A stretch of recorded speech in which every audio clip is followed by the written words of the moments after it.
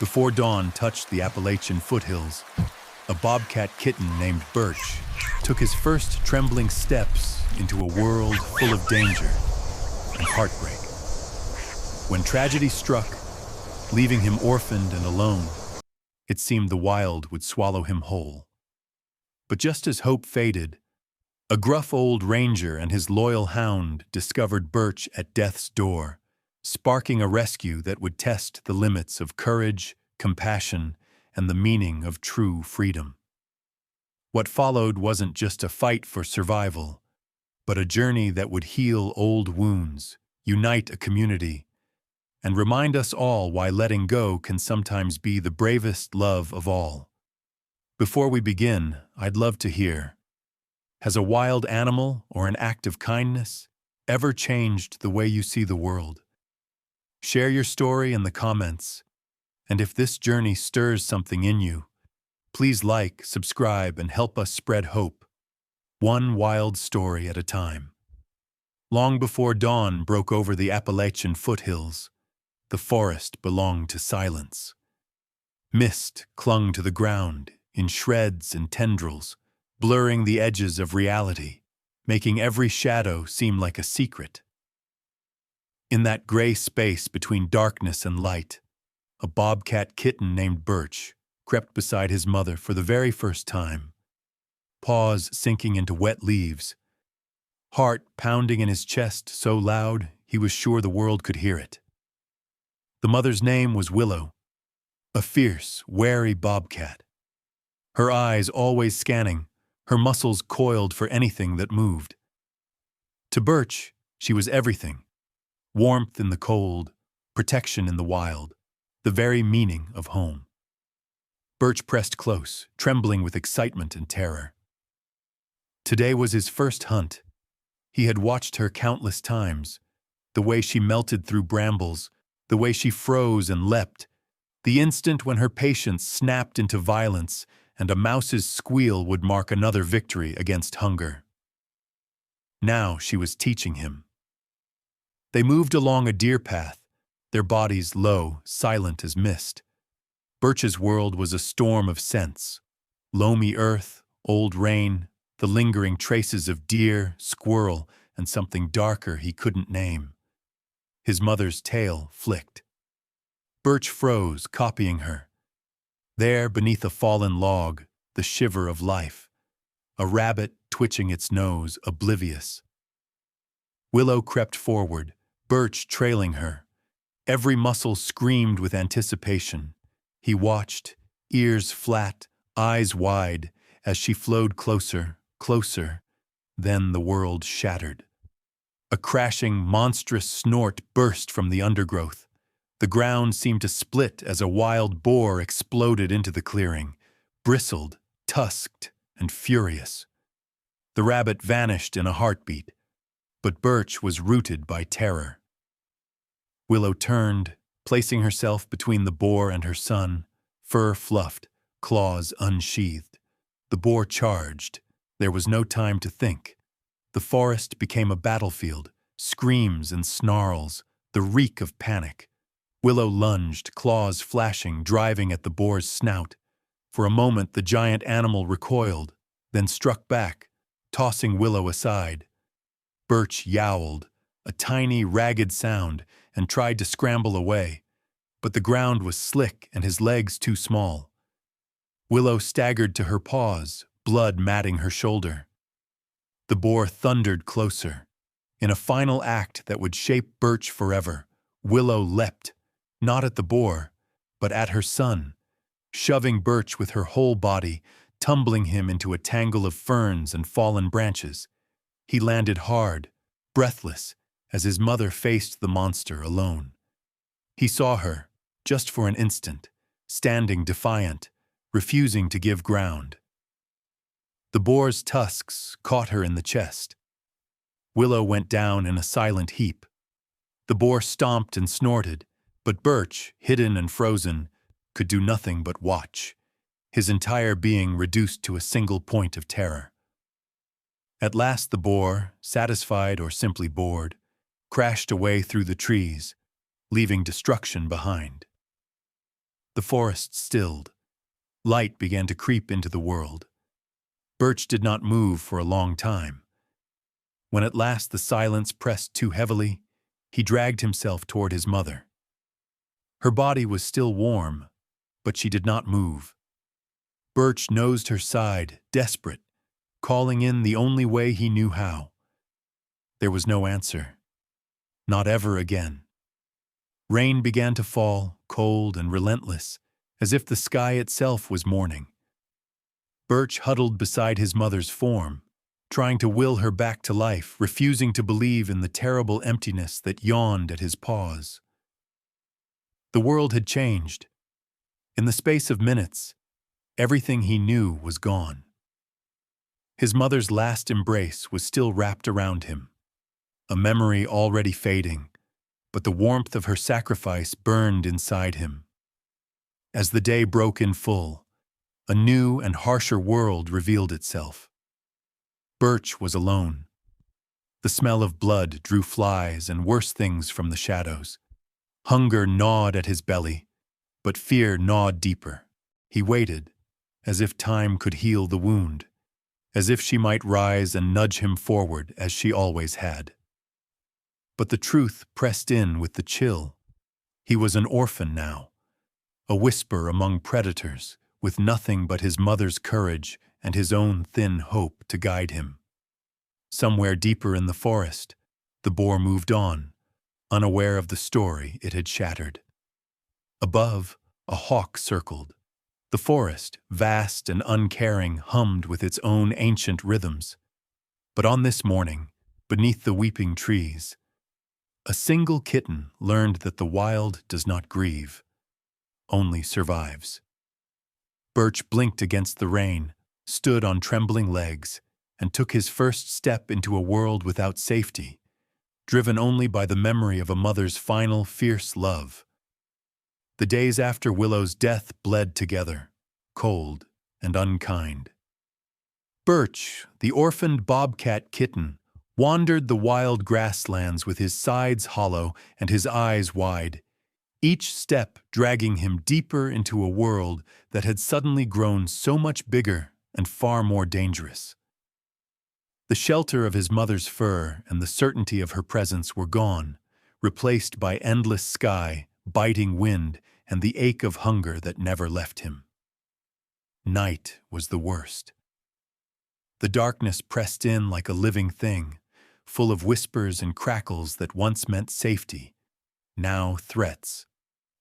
Birch curled into himself under the low branches of a hawthorn bush, trembling as icy rain trickled through the leaves and ran down his back. He dreamed of warmth and a steady heartbeat beside him, but each time he woke, he was alone, his body slick with dew, his paws aching from the cold ground. His stomach twisted and cramped.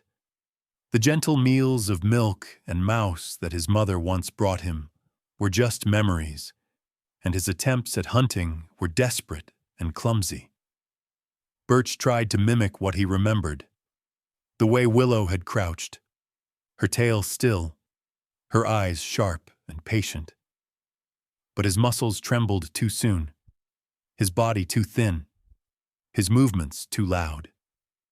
He pounced at shadows and missed.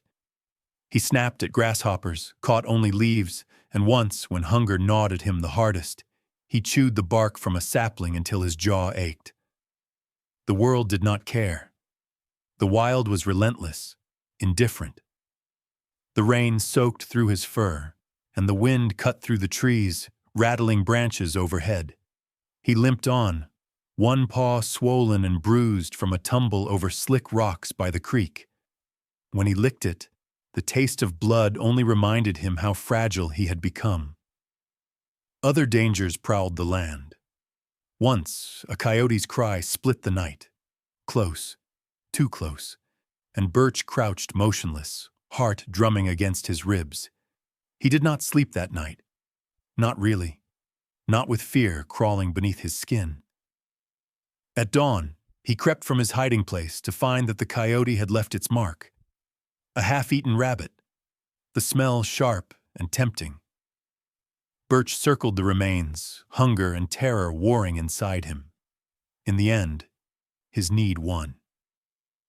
He tore at the scraps with trembling jaws, choking back the urge to gag at the cold, bloody taste.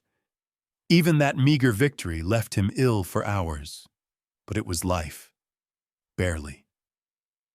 Sometimes, when the clouds cleared and sunlight streamed down through the waving grass, Birch felt a flicker of hope. He would sit very still, golden eyes watching the wind ripple the earth.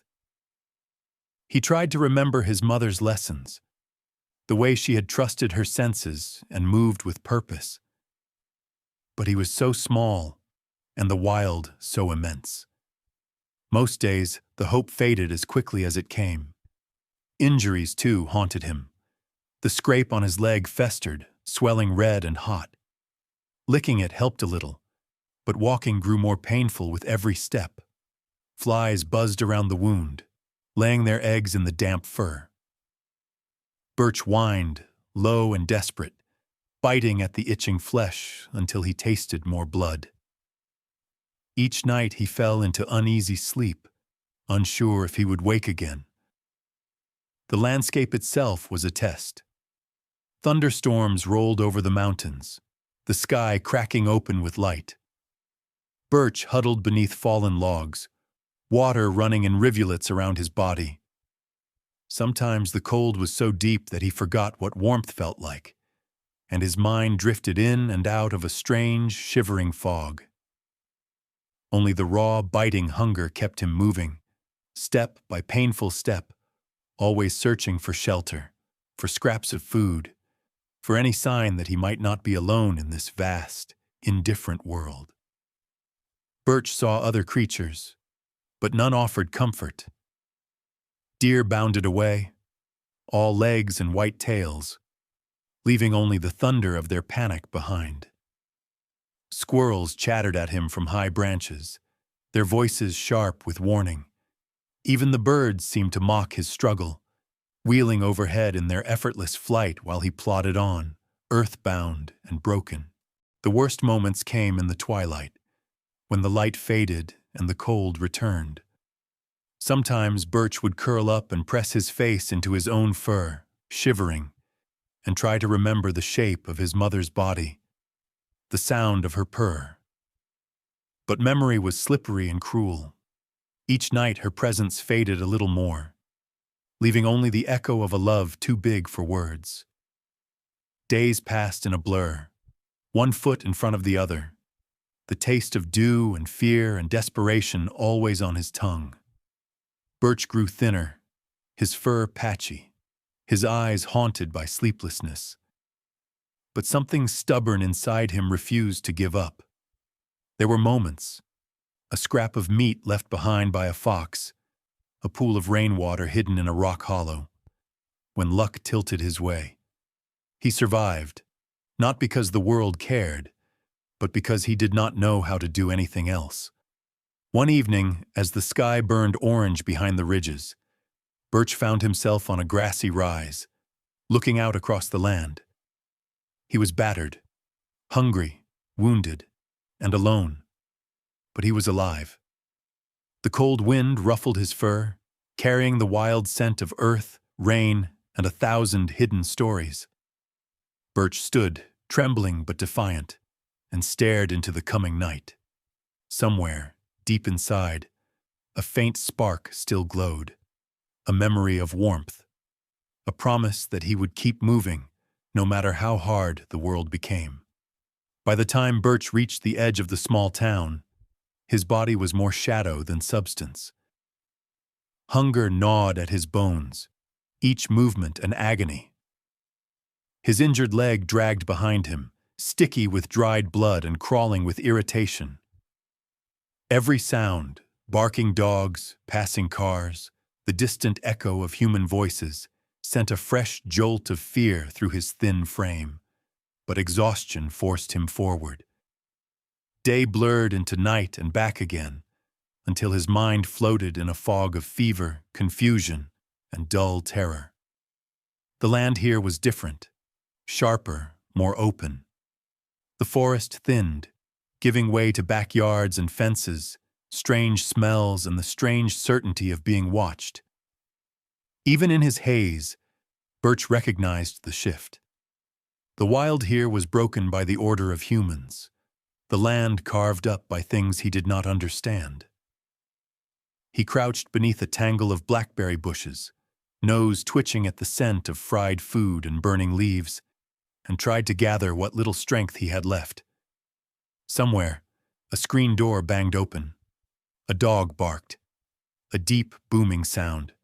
Not wild like the coyote's yelp, but full of confidence and purpose. Birch froze, heart hammering.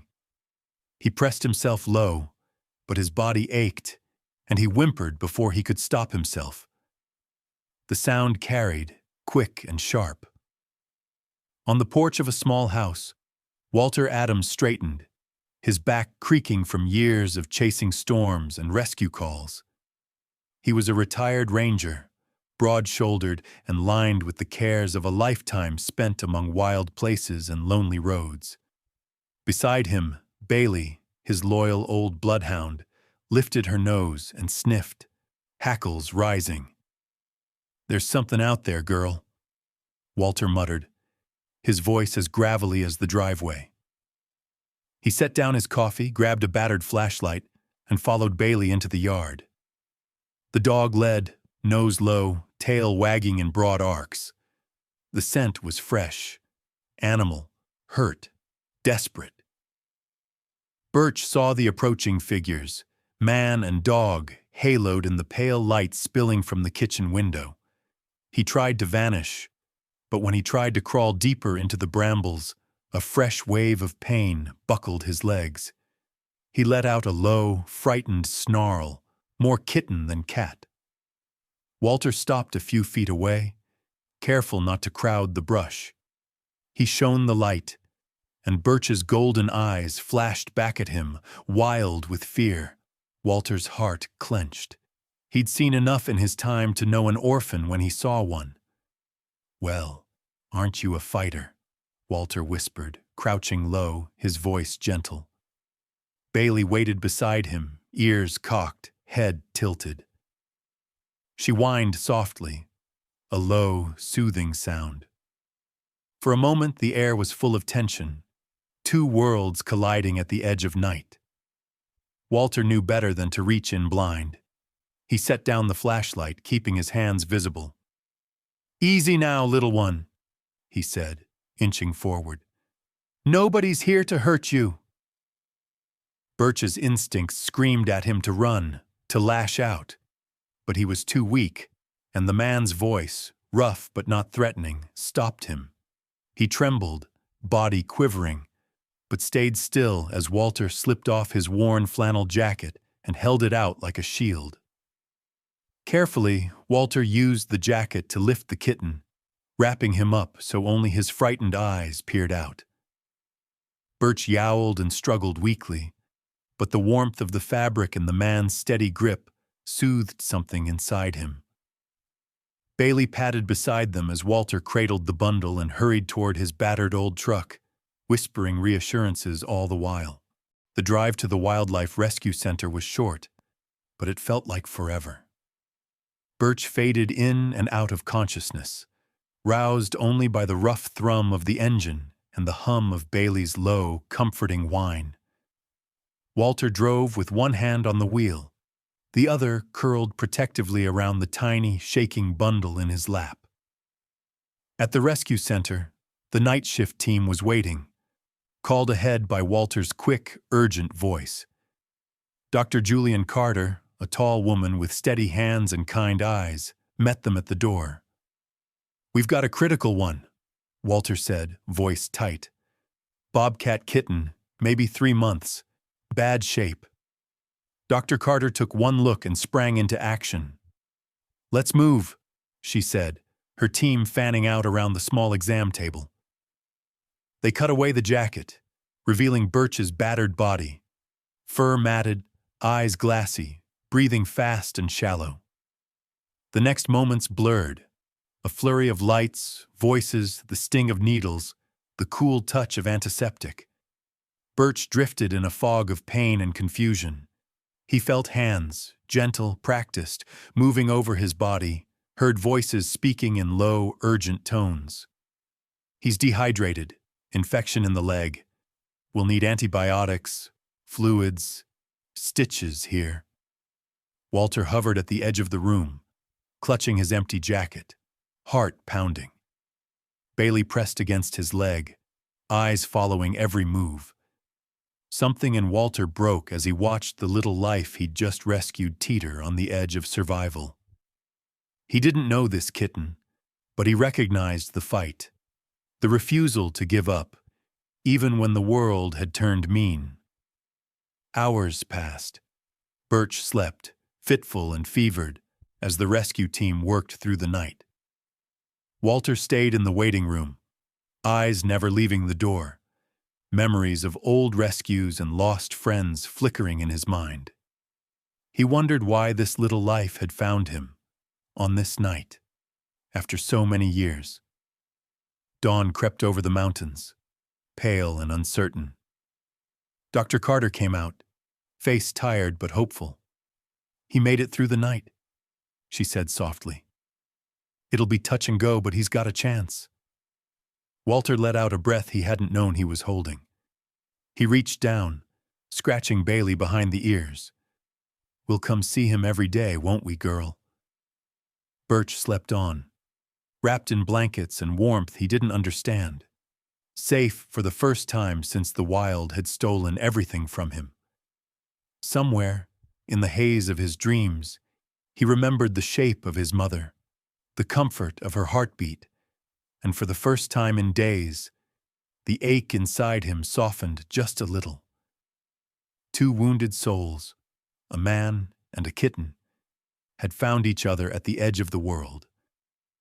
Their fight was far from over, but in the silent hours before the day truly began, hope, fragile and stubborn, took root. The first rays of morning slipped quietly into the Wildlife Rescue Center, softening the edges of the white-tiled rooms and humming with a sense of cautious hope. In one of the smaller enclosures, Birch lay curled on a nest of towels and soft blankets, a faint whiff of antiseptic and unfamiliar animals in the air. For the first time since his mother's death, he was warm, truly warm, his body no longer shivering against the cold. But comfort here came tinged with confusion and uncertainty. Birch stirred, his dreams tangled with memory and pain. Sometimes he saw his mother, felt the press of her fur, the gentle lick to his ears. Other times he floated in a fog of fever and strange voices, the scent of humans and dogs overwhelming the smells he had always known. There were moments when he panicked, trying to stand, muscles spasming beneath the stitches in his leg. Each time, gentle hands, Dr. Carter's, or sometimes a quiet nurse named Eli, would calm him with soft words and soothing touches. Sometimes a hand would linger, palm warm against his tiny head, a silent promise that he was not alone, not anymore. His days were measured by routines that were foreign and at times frightening. The humans brought him food, not the wild catch of his mother, but a mix of minced meat and warm milk placed carefully by his nose. Birch's instincts rebelled at first. He turned away, but hunger eventually wore him down, and he licked at the food with slow, uncertain laps, surprised by how it filled the hollowness inside him. Sometimes the food brought a sharp ache to his stomach, a memory of hunger so fierce that it almost hurt to be full. Birch was not the only patient in the rescue center. Across the hallway, a fox kit whimpered in its sleep, while a pair of orphaned raccoons chattered and squabbled behind their wire enclosure. Yet Birch, still skittish and withdrawn, kept to himself, hiding beneath blankets when the door creaked or unfamiliar footsteps passed. The world here was different, bright and echoing with the strange music of machines and voices, the soft rustle of lab coats, the steady drip of IV fluids. But through it all, there was one constant. Walter. Every morning, as soon as visiting hours began, Walter would arrive. Sometimes with Bailey trotting at his side, sometimes alone, always carrying a battered thermos of coffee and a book he rarely opened. He would sit quietly on the floor near Birch's enclosure, talking in a low, rambling voice about things the kitten could barely understand. The weather, old ranger stories, favorite fishing spots, dreams of wild places from a lifetime ago. Walter rarely tried to touch Birch. Instead, he offered presence, patience, and the silent understanding of someone who knew what it meant to lose and to keep on going. Bailey would press her nose against the glass, tail thumping, eyes warm and full of hope. At first, Birch cowered at the sight of the big dog, but Bailey never barked or pressed, just waited, gentle as a cloud. Healing came slowly. Some days, Birch felt stronger. Other days, pain and fatigue kept him grounded. Dr. Carter monitored his progress, changing bandages, checking stitches, adjusting medications. She spoke to Walter with careful optimism. "He's fighting," she would say, her fingers trailing gently over Birch's side. "But it'll be weeks before we know how much he can recover. Wild animals heal fast, but the mind, well, that's harder to mend." Walter nodded, remembering his own battles, old wounds that flared up in the quiet hours, memories of storms and mistakes, the grief of losing his wife years before. Birch's small struggles mirrored his own. Each step forward, each fearful retreat, a lesson in endurance. Outside the center, life went on. The world was indifferent to one bobcat's fate. But inside, a community grew around Birch, a nurse who brought extra blankets, a volunteer who painted a mural of Appalachian hills on the wall, a little girl from the neighborhood who left drawings of bobcats at the front desk. Birch began to respond to the rhythm of sanctuary. The fear that once clung to him softened into wary curiosity. He would watch Walter through the glass, eyes wide and unblinking, listening to the slow music of his voice. He learned the routine of the staff, the sounds of the center, the difference between footsteps that meant food and those that meant only passing. One afternoon, as a thunderstorm rattled the windows, Walter arrived later than usual, soaked to the bone.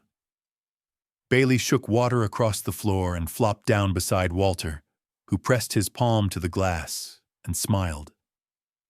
For a long moment, Birch crept forward, drawn by the scent of rain and wet dog, and pressed his own tiny paw against the other side.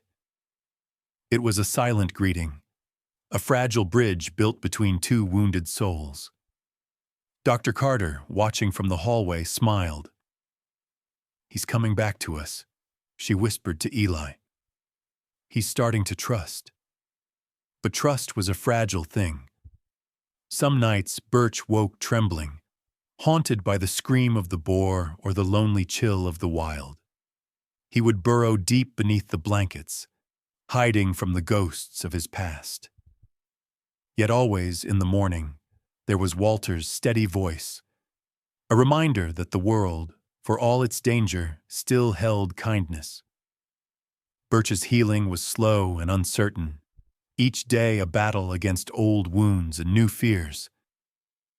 Yet the warmth of the rescue center, the steady care of Dr. Carter, the patient love of Walter, the gentle curiosity of Bailey, became a kind of hope, quiet and persistent. As the days stretched on, Birch's body grew stronger, and his heart, though still wary, began to beat with a new rhythm. Not just survival, but the fragile possibility of belonging. The first hint that Birch was healing came quietly, almost unnoticed. One morning, Dr. Carter entered his enclosure to find him sitting up, his fur still patchy but his eyes brighter, his tail curled neatly around his paws. He watched her with cautious curiosity, the raw edge of fear dulled by days of warmth, food, and gentle voices. Healing wasn't sudden. It crept up in tiny victories, each as fragile as a blade of grass pushing through stone. As Birch's body mended, so did the spirit within him. The rescue staff, cautious not to tame the wildness out of him, began his rehabilitation outdoors in the special rehab enclosure at the edge of the center. The world here was bounded by high mesh fences but filled with the rustle of wind, the tang of earth, the shadows of birds overhead. For Birch, it was both thrilling and terrifying, a first step toward freedom, full of unfamiliar challenges. The air was thick with spring. The grass, trampled and fresh, held the memory of rain. Birch pressed his nose to the earth, drawing in the scents of old leaves, squirrel trails, and distant deer. His wounded leg, stiff and tender, grew stronger with each cautious stride. At first, he limped clumsily, moving only short distances before retreating to the shelter of a hollow log. But each day, he pushed a little further, fueled by a flickering memory of what it meant to stalk and pounce. Dr. Carter and her team watched with patient eyes. They rarely entered the enclosure, respecting the boundaries that separated wild from tame. Instead, they used hidden cameras and scattered food in ways that forced Birch to think, to hunt, to remember the old lessons that sleep in every wild animal's blood. Sometimes Walter would come and sit quietly outside the fence, reading from his battered notebook or simply watching, his presence steady as the mountains. At first, Birch's attempts at hunting were awkward, almost painful to witness. He missed more often than he caught, pouncing too soon or too late, startling the field mice and songbirds that were released for his training. Once he sprang at a mouse, only to end up tangled in tall grass, the little animal escaping with a flash of its tail. Birch sat back, panting, frustration burning in his golden eyes. He licked his paws and tried again and again. Small triumphs became moments of celebration. The first time he caught a mouse, Dr. Carter watched on the monitor, her smile wide and proud. "He's got it in him," she told Eli, jotting a note in Birch's file. "That's the wild, right there. Won't be easy to break. And that's exactly what he needs." Birch gnawed the mouse with fierce satisfaction, tail twitching, the ancient hunger of the wild returning to his bones. The rehab enclosure was a school and a proving ground. Here, Birch relearned to climb, his muscles strengthening with each scramble up the half-rotted logs and low branches. He moved with growing confidence, sometimes stopping to listen to the wind or to test the air for threats. The staff introduced dead prey first, hiding it in crevices and beneath piles of leaves, then live animals, mice, insects, even the occasional frog. Each new challenge sharpened Birch's instincts and fueled the stubborn fire of survival within him. Walter watched all of this with a bittersweet pride. Each day he saw a little more wildness return to the kitten he'd carried in his jacket. Yet with every leap, every successful hunt, he felt the distance between them widen. Birch was healing not just in body, but in spirit, growing less dependent, more his own creature. Walter recognized the look in his eyes, the longing for the wild, for freedom, for a life untamed by walls or kindness.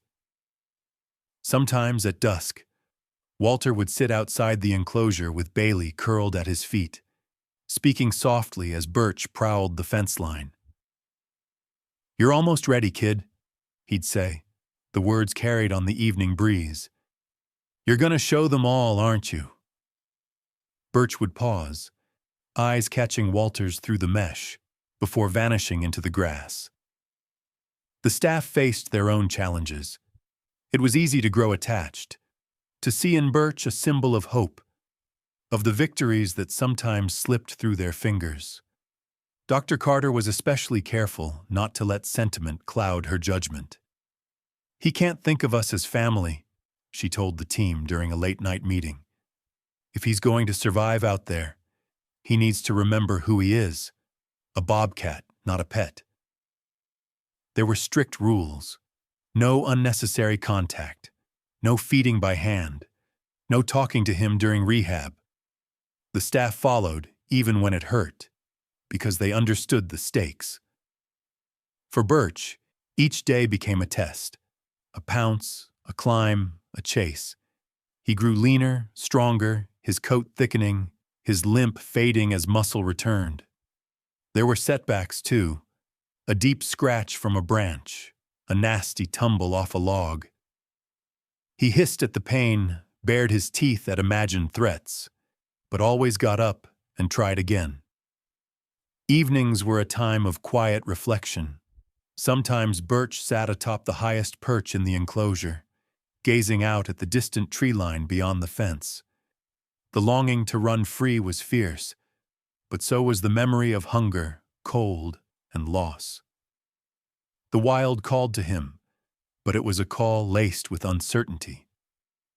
Still, something inside Birch knew that every new challenge, every leap, every hunt was a step toward reclaiming the life the forest had once promised him.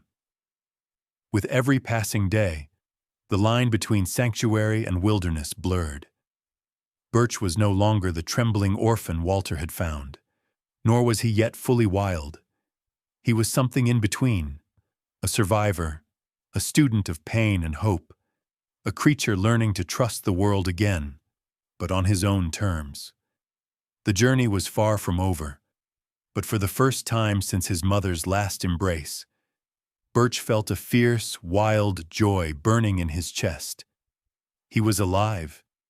He was healing, and the world, vast, dangerous, and beautiful, was waiting.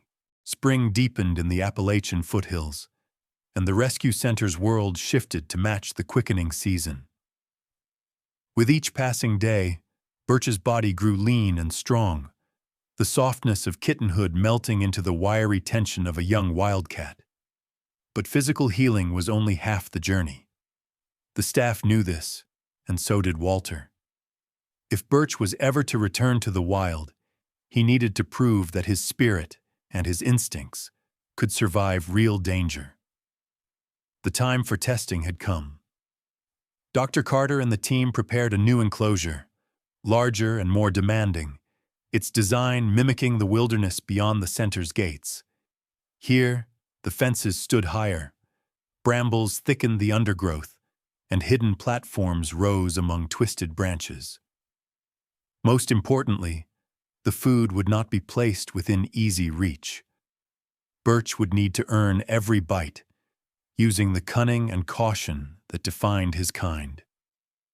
On the first morning in his new pen, Birch froze at the threshold, the scent of unfamiliar territory pulling every muscle taut.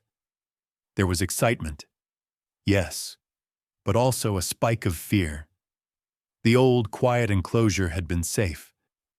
This place bristled with the unknown. But as the gate clicked shut behind him, something in Birch's chest stirred. A stubborn hunger to prove himself, not just to the humans watching, but to the memory of his mother and the wild she once ruled. The first challenge came quickly. Dr. Carter released a rabbit into the enclosure, its heartbeat drumming a frantic rhythm through the tall grass. Birch dropped low, his body melting into the earth, eyes narrowed, ears swiveling. For a moment, time slowed. He could almost hear Willow's voice, coaxing him to patience. He stalked, careful and silent, each step measured. At the perfect instant, he exploded into motion, a blur of fur and muscle, and the chase was on. The rabbit darted, zigzagging through the brush, but Birch had grown faster, sharper. He leapt, claws outstretched, and caught his prey in a flurry of kicking legs and scattering dirt. The victory was messy, hard-won, and real. When he finally ate, crouched over the warm catch, a deep, ancient satisfaction hummed through his bones. He had done it himself, but not every trial ended in triumph. Over the next days, the staff varied the tests. Sometimes food was hidden high in tree forks, sometimes buried under piles of rocks. Once, a live snake slithered through the pen, and Birch, caught off guard, froze before leaping back in alarm. The snake escaped, leaving Birch shaken but unharmed, and the lesson burned. The wild held as much danger as reward. Another test came in the form of a rival. The team introduced a second orphaned bobcat, larger and bolder than Birch, for supervised sessions. The two eyed each other warily, fur bristling. The first encounter erupted into a whirlwind of hissing, batting paws, and defensive lunges. Neither was truly hurt. Dr. Carter and Eli stood ready to intervene, but the encounter left both cats rattled. Birch retreated to the far end of the pen, chest heaving, mind racing. That night, as Walter sat outside the pen, watching shadows gather, he saw Birch pace the fence line restlessly. Bailey whined, sensing her friend's unease. Walter leaned in, speaking in his slow, gentle way. "The world's never easy, kid," he said, "but you're tougher than you think." Birch's confidence wavered, but he refused to yield. With each encounter, each hunt, each skirmish, he learned. His wounds healed faster now, his reflexes sharpened, his eyes quick to spot movement in the dusk. The other bobcat, fierce at first, soon learned to respect Birch's space, and the two settled into a wary truce, sharing the enclosure but each claiming their own corner of wildness. All the while, the staff watched, taking notes, tracking Birch's progress. Some days brought setbacks, a missed catch, a minor injury, a night spent restless with memories of fear. But more often, there were flashes of wildness that thrilled the humans on the other side of the fence. A leap that landed clean, a successful stalk, a cold glare that dared the world to try and break him again. One afternoon, a thunderstorm rolled over the foothills, rain hammering the tin roof of the center. The air was electric, charged with the scent of wet earth and distant pine. Birch sat in the highest branch of a downed oak, his fur spiked with rain, eyes narrowed against the wind. Below, the rival bobcat prowled the shadows, but Birch held his ground, a lone silhouette against the storm-lit sky.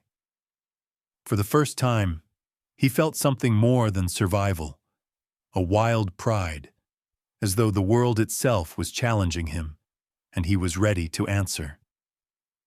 Dr. Carter met Walter in the observation room that evening. "He's got the fire, doesn't he?" she said, voice low, eyes thoughtful. Walter nodded, never taking his gaze from the enclosure. "He's almost there. Just needs to believe it." By week's end, the staff set the most demanding test. They filled the pen with scents and sounds from the nearby forest, scat from coyotes, feathers from hawks, the distant calls of wild deer. Birch prowled through it all, his senses alive, memories of danger and hunger sharpening every move. He navigated the maze of obstacles, avoided hidden snares, and outsmarted the tests meant to mimic the unpredictability of the real wild. At night, Birch would curl beneath the thick roots of a cedar, the stars barely visible through the netting above. The ghosts of his mother and the shadow of his past lingered in the darkness. But something else now grew in the space they'd left. A sense of purpose, of place, of power that belonged to him alone. The road ahead was still uncertain, But the boy who had once cowered in the rain and the wildcat who now prowled beneath the moon were no longer the same creature. Birch was becoming wild again, not just in body, but in heart. Word about the little bobcat's journey had spread beyond the walls of the rescue center. Local reporters had snapped a few pictures of Birch through the wire fence, their stories appearing in the community newspaper under headlines like "Orphaned Wildcats Fight for Freedom Inspires Town." School children sent hand-drawn cards. The donation jar on the center's front desk filled with coins and wrinkled bills, notes taped to the glass. For Birch, let him go home. But not everyone was convinced that the wild was the right place for an orphan who had tasted so much loss. It was the kind of decision that could not be made lightly, and the stakes were as high as the Appalachian ridges at sunrise. Birch's survival would be a gamble, a question of whether instinct and grit could overcome what had been taken from him. If he failed, he might not get a second chance. The center's main office filled that evening with voices: staff, volunteers, the director, a local wildlife official, and a handful of townsfolk who cared enough to brave the spring rain for a meeting that could change a life. Walter sat in a corner, Bailey curled at his feet. Dr. Carter stood near the window, hands clasped behind her back, her face betraying the strain of sleepless nights. "We're here to make a decision," said the director, a compact woman with streaks of silver in her hair. "Birch's physical recovery is strong, but he's a unique case. We need to consider every angle: his welfare, the safety of the community, and our responsibility as caretakers." A wildlife official, serious-faced and cautious, spoke first. "He's passed the physical tests. He hunts, he avoids humans, he asserts himself against rivals. But the wild is unpredictable. He's still young. The survival rate for orphans like him isn't high, especially after trauma." Eli, the night nurse who'd tended Birch during his fevered early days, argued back gently. "But if we keep him, he'll spend his life in a cage or, at best, an educational sanctuary. That's not the life his mother fought to give him. He deserves a chance, however slim." Dr. Carter nodded. "I've seen cats like him survive. The will to live is strong, and so are his instincts. He's wary, he remembers pain, and that memory will help keep him safe. But yes, we're taking a risk." Walter cleared his throat. Every eye turned to him. He'd rarely spoken in meetings, more comfortable with the slow wisdom of the woods than with boardroom debate. But tonight, something in him demanded to be heard. "I found him near dead in my bushes," Walter began, his voice rough with emotion. "I've watched him fight for every breath, every scrap of food. He's earned his scars, but more than that, he's wild through and through. You can see it in his eyes now. You try to tame a creature like that. You kill something in him that can never be brought back." He looked around, meeting each person's gaze. "Letting him go, it's not easy. Not for any of us who've cared for him. But real rescue, it's not about keeping. It's about giving a second chance. If you ask me, the greatest kindness is trusting him to the life he was meant to have, not the one we'd choose for him." A hush settled in the room. Bailey's tail thumped once against the floor. Outside, the rain picked up, drumming a steady, relentless rhythm on the windows. The debate stretched into the night. Practical concerns were raised about tracking Birch after release, about possible conflicts with livestock, about public safety. But gradually, the heart of the argument came into focus. Would Birch be better off with human care, safe but caged, or in the wild, facing danger but truly alive? One of the local children, small and shy, stood on her tiptoes beside her mother, and spoke up. If my cat was hurt, I'd want her to get better. But when she's all better, I'd let her outside, even if I was scared. 'Cause cats belong outside. The director smiled. Sometimes the youngest voices see the clearest. Dr. Carter stood, her voice steady. We've prepared him as best we can. If we keep him, he'll never be what he's meant to be. If we let him go, there are risks. But I believe he deserves the choice his mother fought to give him. My vote is for release. Others nodded. Some did so reluctantly, others with tears in their eyes. In the end, the decision was made. Birch would be given a second chance, the same chance every wild creature deserves. Relief and anxiety washed over Walter all at once. In the parking lot after the meeting, he leaned on the hood of his truck, looking up at the swollen moon. Bailey pressed her nose into his hand, her eyes bright with understanding.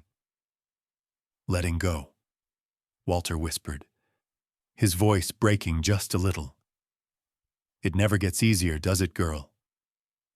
Inside the center, Dr. Carter stayed late, checking on Birch as he slept in the straw. She rested her hand gently outside the mesh, watching his side rise and fall. Tomorrow, she whispered, your new life begins. The staff moved with quiet purpose the next morning, making preparations for the release.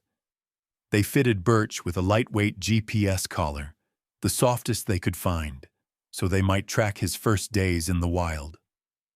Volunteers gathered to say goodbye, offering soft voices and hopeful wishes. Some left gifts, a feather, a painted stone, a tuft of fur. Through it all, Birch watched, alert but distant, something proud and unbroken in his gaze. He didn't understand the meaning of their gathering, but he felt the shift in the air, the quiet tension of farewell. He paced the enclosure, pausing now and then to stare at the patch of forest just visible beyond the center's fence, the promise of home, wild and unbound. As dawn crested the hills, the doors of the center opened, and Birch was carried in his crate to the waiting truck. Walter climbed in beside him, Bailey curled at his feet. The old ranger kept his eyes fixed on the horizon, heart aching with a hope he barely dared to name. They drove into the wild, toward the place where Birch's story had begun, and where, if luck and courage held, it might continue.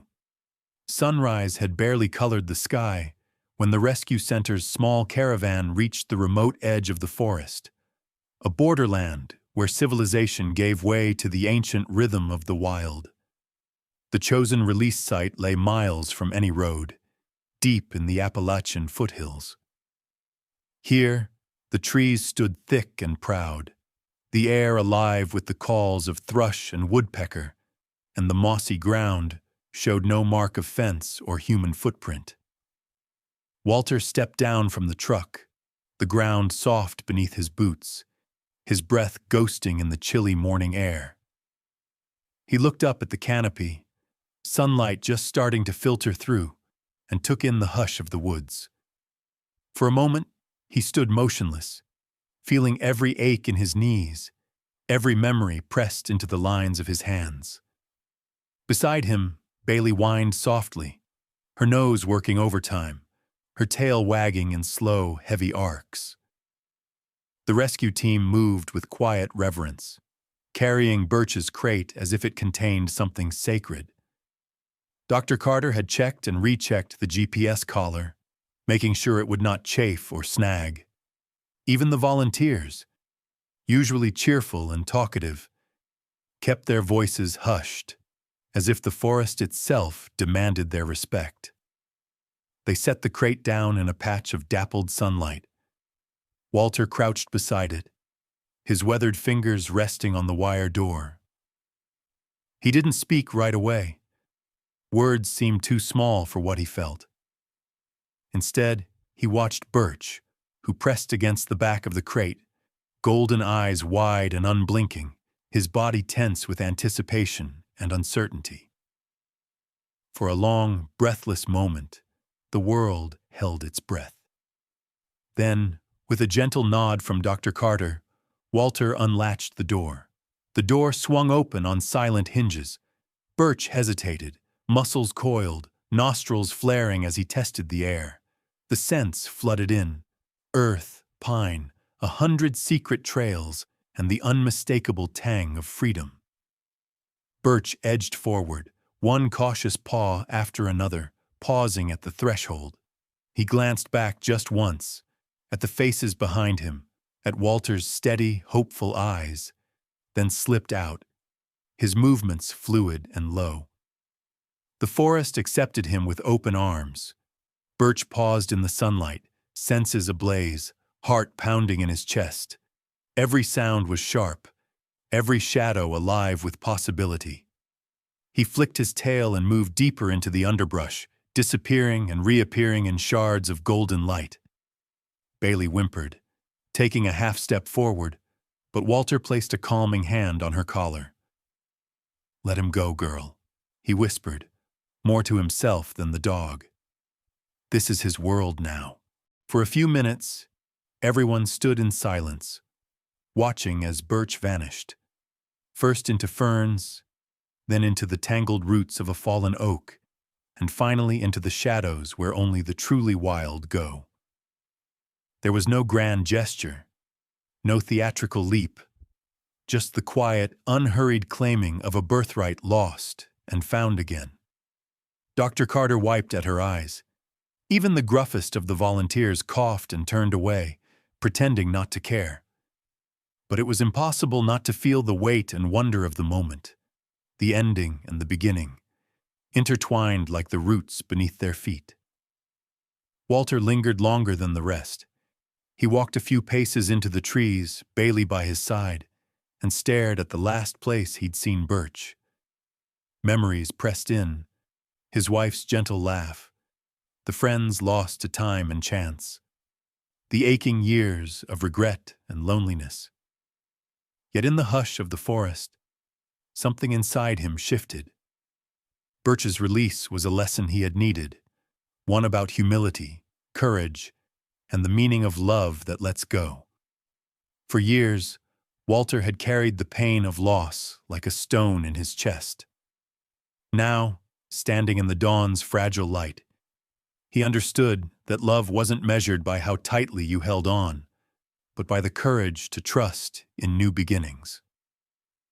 Birch's life was his own again, and in setting him free, Walter felt a piece of himself return to the world, lighter and braver than before. As the rescue team packed up, Dr. Carter addressed the volunteers. "Birch is where he belongs now," she said, her voice both proud and somber. "We gave him what he needed. The rest is up to the wild, and to him." No one spoke of failure or regret. The GPS would track Birch's movements for a few weeks, a thread connecting past to future. But everyone knew that true rescue meant surrendering control, trusting the wild to finish what compassion had begun. As they drove away, Walter sat in silence, Bailey's head on his knee, his heart strangely full. He glanced in the rearview mirror, watching the forest recede, knowing he'd never see Birch in a cage again. He hoped, fiercely, that the world would be kind to the young bobcat. And if not kind, at least honest. Back at the rescue center, life continued. Calls about injured deer, orphaned raccoons, a baby hawk caught in barbed wire. Walter returned to his routines, but something in him had changed. When he spoke to visitors or to school children who came to learn about wildlife, he told Birch's story, not as a tale of rescue, but as a lesson in letting go. "The best thing we can do," he'd say, his voice slow and sure, "is give others the chance to find their own way." That's true for people too. The wild inside us all needs room to breathe. And in the quiet of evening, As the sun dipped behind the ridges and the world softened into dusk, Walter would sometimes sit on his porch with Bailey and listen to the wind. Somewhere out there, in the deep green shadows, Birch was living the life he was meant to live. That knowledge was enough, more than enough, for Walter, for the rescue team, and perhaps for anyone who ever learned to love and let go. Birch's release became more than a single story. It became a legend that traveled far beyond the edges of the Appalachian forest. Word spread through town and country. The orphaned bobcat who'd survived hunger, injury, and heartbreak had found his way home again. In classrooms, teachers used Birch's journey as a lesson, not only about wildlife, but about perseverance, compassion, and the power of second chances. At the Wildlife Center, Birch's enclosure was left empty for a week, a small sign on the door. Birch, returned to the wild, April 12th. People still stopped by to peer through the mesh, as if expecting to see a pair of golden eyes watching from the shadows. Some left notes and drawings. Good luck, Birch. Be brave. Thank you for teaching us. The staff kept every single one. Donations poured in. What had once been a struggling, underfunded rescue now saw checks in the mail, bags of supplies left at the door, offers from local businesses to help with repairs or food. The change was more than financial. Volunteers doubled. A sense of pride pulsed through the staff, not just for what they'd done for Birch, but for the new culture taking root. A culture of stewardship, not fear. Walter noticed it on his walks through town. People who once avoided eye contact now stopped to talk. "How's the little bobcat doing?" they'd ask, even though they knew he was gone. At the hardware store, the clerk set aside a jar of honey for Walter. "For your tea, Mr. Adams, and for all you did for Birch." Children pointed when he passed, whispering to each other about the man who saved the wildcat.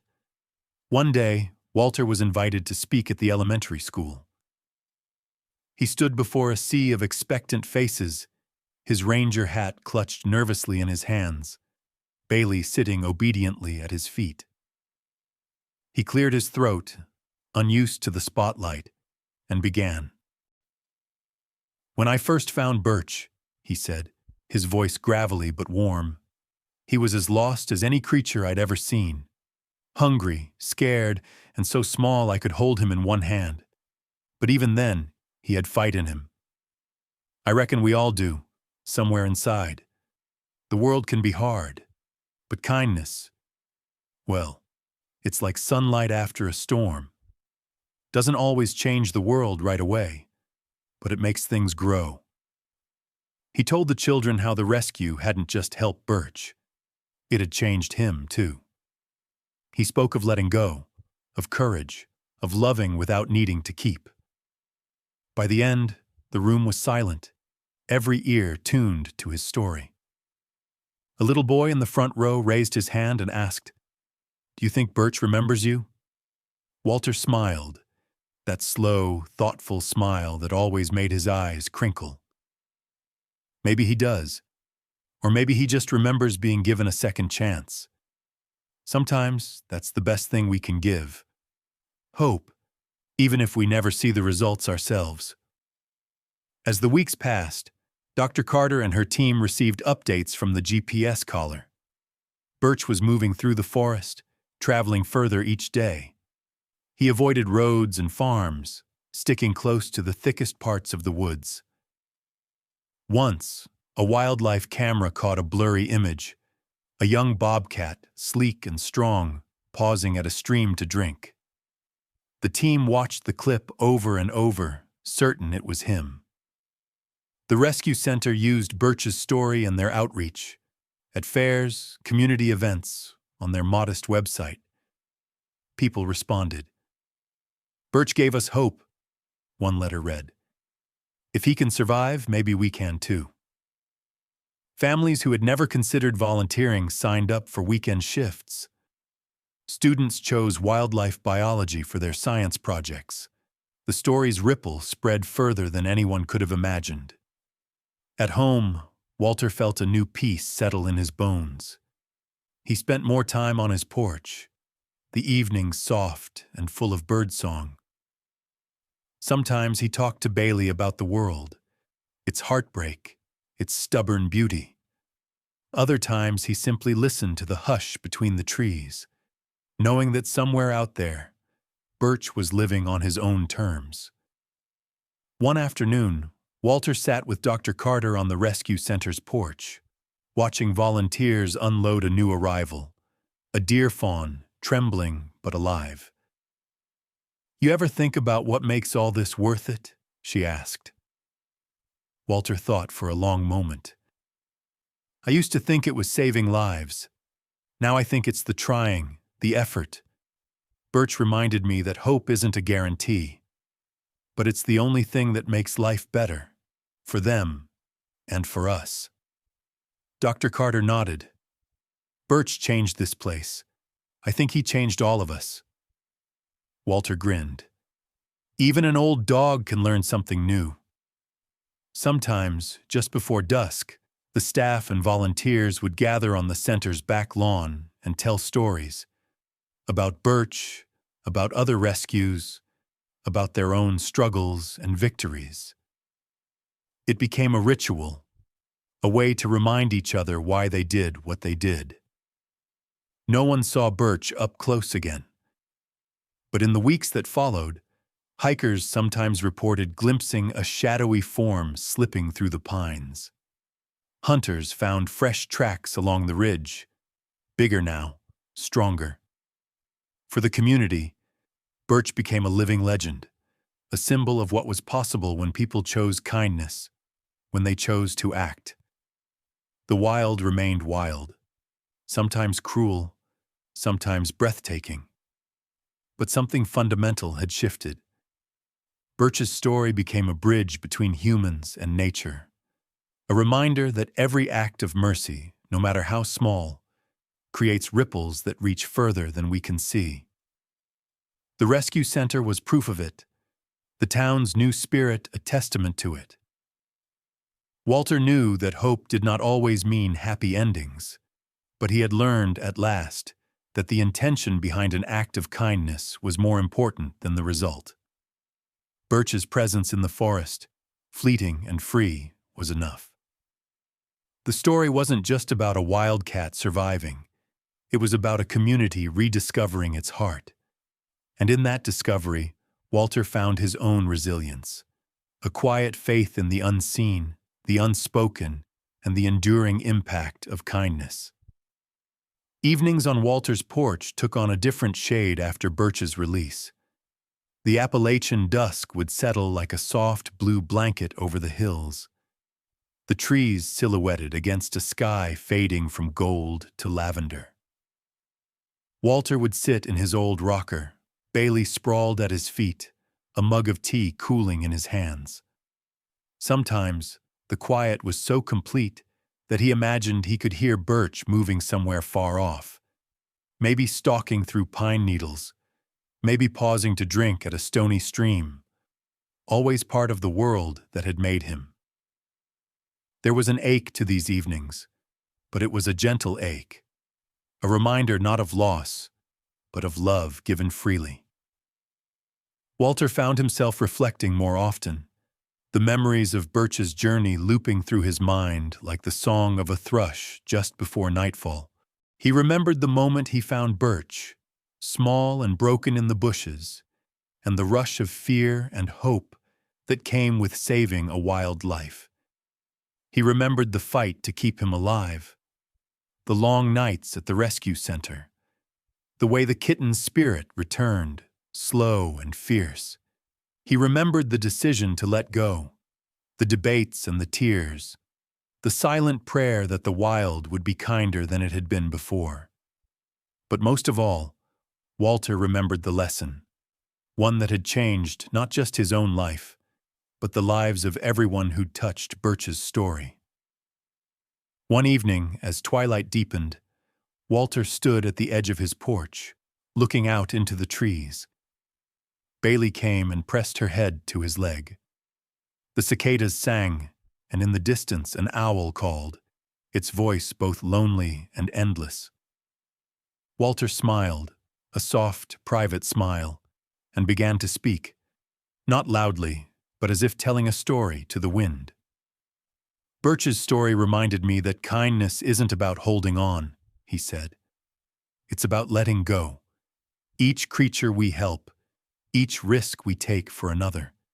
It makes the world a little wilder, a little kinder for all of us. He paused, feeling the weight and comfort of the words. I spent a long time thinking that caring meant protecting, controlling, making sure nothing bad ever happened. But the wild taught me different. Sometimes, the best thing you can do for someone you love, animal or human, is to trust them enough to let them go, and to hope they find their own way. Walter's reflections became something more, a message he wanted to share with anyone willing to listen. He recorded his thoughts on his old phone, hoping that maybe, just maybe, others would hear and carry the lesson forward. If you found hope, inspiration, or your own wild lesson in this story, he said into the soft glow of the porch light, I'd love for you to share it in the comments. Every voice helps our circle grow stronger. And if these stories move you, feel free to like, subscribe, or pass them along. Let's share these ripples of kindness with as many as we can. The wild has more to teach, and together, we can listen and care. The rescue center took Walter's recording and posted it online, pairing it with photos of Birch, the trembling kitten, the wild-eyed hunter, the streak of fur vanishing into the green. Messages poured in from all over, from cities and small towns, from teachers and parents, from people who had felt lost and found their own meaning in Birch's journey. The community of care grew. The Wildlife Center's new volunteer program flourished, with families signing up to help injured animals and protect wild habitats. Birch's story became a touchstone, proof that even the smallest act of compassion could echo far beyond its moment. Children wrote essays about kindness and courage. Neighbors who'd once disagreed about everything now worked together to clean up streams, build nest boxes, and plant wildflowers along the town's edges. The old rifts in the community softened, replaced by a sense of shared purpose.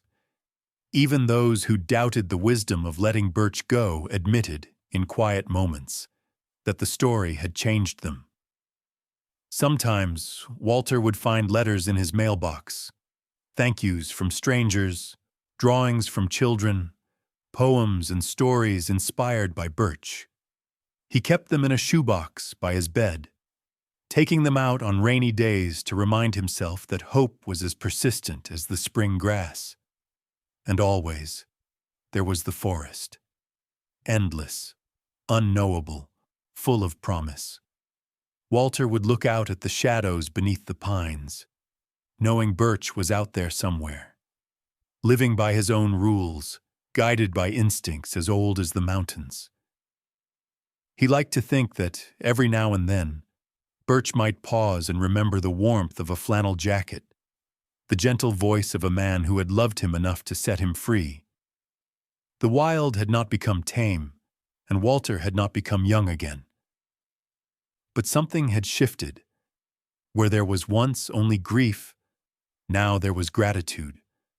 For the chance to help, for the courage to let go, for the reminder that the world is wider and wilder than any one life.